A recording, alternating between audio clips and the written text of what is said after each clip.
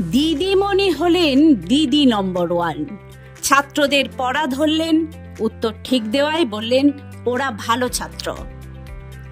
বৃহস্পতিবার পান্ডুয়ার খন্নান প্রাথমিক স্কুল পরিদর্শন করেন সাংসদ রচনা বন্দ্যোপাধ্যায়।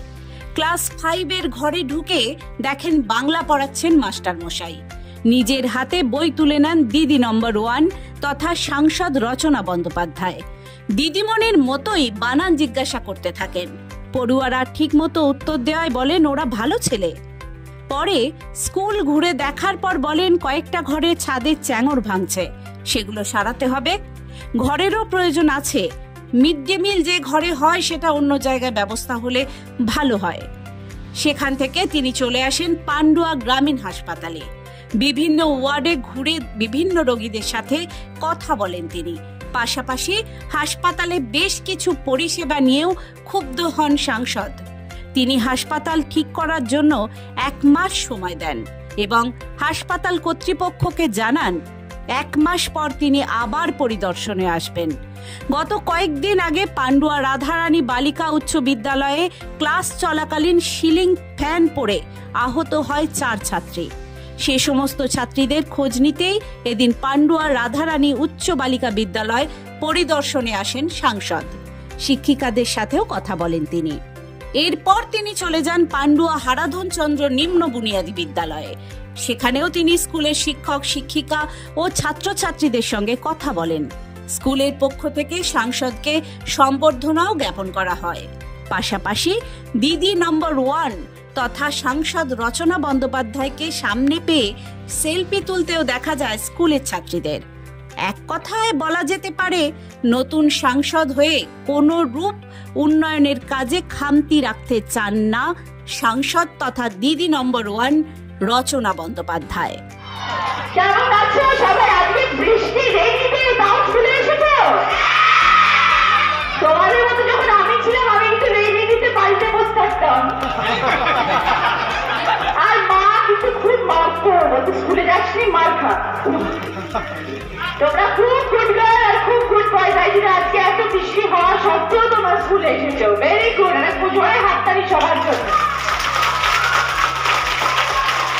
সবাই ভীষণ ভীষণ ভালো। তোমরা পড়াশোনা ভালোবাসো তো? ভালো করে পড়াশোনা করতে হবে। সবাইকে কিন্তু 100-এ 90-95 পেতে হবে। কম্পিটিশন করতে হবে। সবাই সবাইকে বলবে দেখা যাক কে 95 পায়, তারপরে বলতে হবে কে 100-এ 100 পায়, কে 98 পায়। ঠিক আছে? এরকম কম্পিটিশন হতে হবে।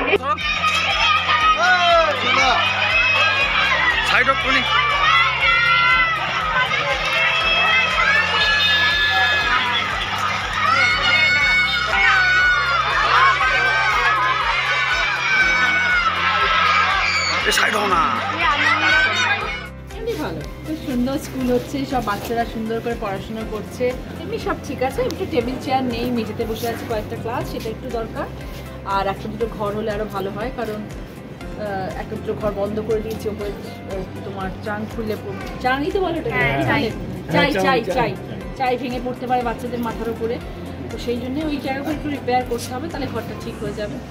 আর মোটামুটি এমনি সব ঠিকঠাকই আছে। বাচ্চারা খাচ্ছে, মিড ডে মিলেরও সব ব্যবস্থা করা রয়েছে। একটা ক্লাস জুড়ে মিড ডে মিলের খাবার রয়েছে, ওটাকে যদি একটু অন্য জায়গায় রেখে ক্লাসটাকে চালু করে যায় তাহলে ভালো হয়। একদিনের জন্য দিদিমণি হলেন। হ্যাঁ, মজা লাগলো বাচ্চাগুলোর সাথে কথা বলতে। একটু বাচ্চাগুলোর সাথে জিজ্ঞেস করলাম যেটা বানান বলো, বানান ভালো লেগেছে। ভালো, এমনি খুব সুন্দর, সব ভালো, সব কিছু ভালো। উত্তরে কি দিলেন তারা? হ্যাঁ, সব ঠিকঠাক উত্তর দিয়েছে, সবাই ঠিকঠাক উত্তর দিয়েছে। ভালো স্টুডেন্ট সবাই। আমার সাথে দেখা হলো, বাচ্চারা এত আনন্দ পেল। ক্লাস 12 অবধি স্কুলেও গেলাম। স্কুল পান্ডুয়া কিছুদিন আগে সেখানে অ্যাক্সিডেন্ট হয়েছিল, ওই জন্য মাথার উপরে ফ্যান খুলে পড়েছিল, আমরা সবাই জানি। এবং সেই জন্য আমার ইচ্ছে ছিল স্কুলে আসার এবং ছাত্রদের সাথে দেখা করার, এবং তার সাথে প্রাইমারি স্কুলটাও দেখা হয়ে গেল। সবকিছু সবাইকে নিয়ে আনন্দ করা হলো, সবাই বাচ্চারা এত খুশি হলো, এটাই পাওয়া। দিদি, এই একটা হাই স্কুল এবং দুটো প্রাইমারি স্কুলে আপনি গেলেন, এটাকে কি সেই ছোটবেলাকার কথা মনে পড়লো? নিশ্চয়ই নিশ্চয়ই। স্কুলের জীবন সব থেকে আনন্দের জীবন, সব থেকে প্রেশিয়াস মোমেন্টস অফ লাইফ। এইগুলো তো অনেক স্মৃতিচারণ হয়ে যায়। সুমন চক্রবর্তীর রিপোর্ট, হুগলি টাইমস।